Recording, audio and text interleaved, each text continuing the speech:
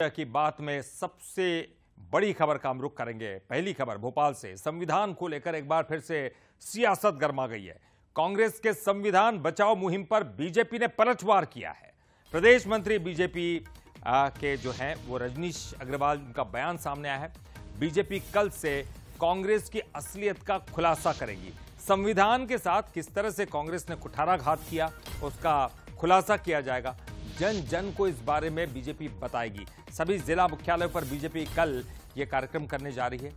तो संविधान बचाओ मुहिम पर बीजेपी प्रदेश अध्यक्ष रजनीश अग्रवाल का यह बयान कि कांग्रेस की जो असलियत है उसका बीजेपी अब खुलासा करने जा रही है।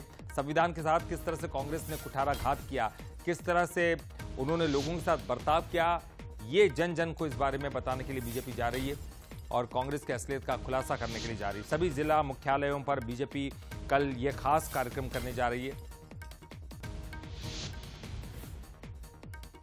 किस प्रकार कांग्रेस ने कुठाराघात लोकतंत्र पर किया, संविधान पर किया, उसके तमाम तथ्यात्मक विवरण भाषणों में होने वाले हैं कि किस प्रकार संविधान विरोधी कांग्रेस है, लोकतंत्र विरोधी कांग्रेस है और इसका चाल चरित्र हर बार दिखाई पड़ता है। और इस लोकसभा चुनाव के बाद में भी जिस प्रकार का चरित्र उभर कर कांग्रेस का आया, जिस प्रकार की हिंसा और अराजकता फैलाने के लिए कांग्रेस तत्पर हुई, वो सारे के सारी बातें भी तथ्यात्मक ढंग से आपातकाल की बरसी पर हम जन जन के बीच में रखने वाले हैं।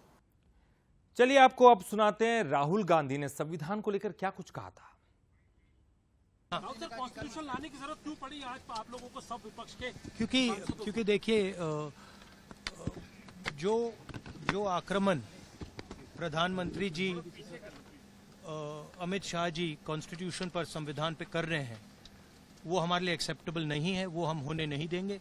इसीलिए हमने कॉन्स्टिट्यूशन ओथ लेते हुए हमने कॉन्स्टिट्यूशन पकड़ा था। धन्यवाद। Thank you. हमारा संदेश जा रहा है, हिंदुस्तान के कॉन्स्टिट्यूशन को कोई शक्ति नहीं छू सकती है।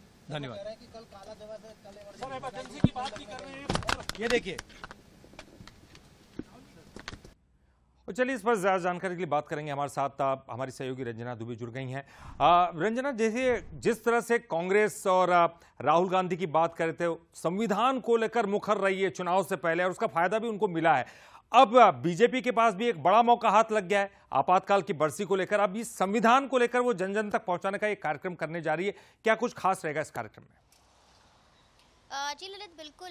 लोकसभा चुनावों से पहले हमने देखा कि संविधान बचाओ और देश बचाओ का जो नारा इंडी गठबंधन ने दिया था, उत्तर प्रदेश में ये जो नारा है बहुत ज़्यादा मुखर भी रहा था और इसका फायदा लोकसभा चुनावों में इंडी गठबंधन को मिला भी। और ये बात उन्होंने जन जन तक पहुंचाई थी कि संविधान को खत्म करना चाहती है या कुछ बदलाव करना चाहती है भारतीय जनता पार्टी। और ये बताने में जो कांग्रेस और इंडी गठबंधन है वो कहीं ना कहीं बहुत हद तक सफल भी रही। और अब इसी को लेकर भारतीय जनता पार्टी जनता के बीच पहुंचने वाली है और इसके लिए उन्होंने दिन चुना है इमरजेंसी का।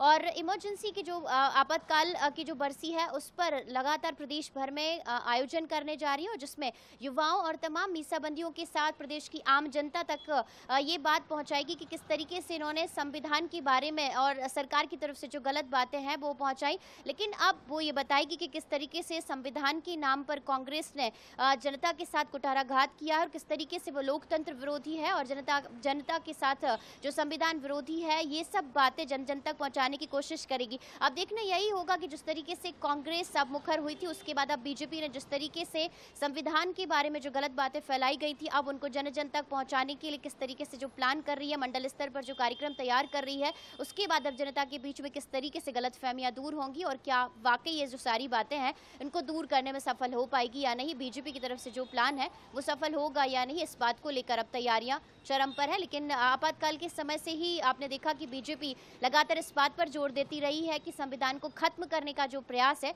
वो कांग्रेस ने ही किया था। चलिए बहुत बहुत शुक्रिया रंजना इस पूरी जानकारी के लिए आपका।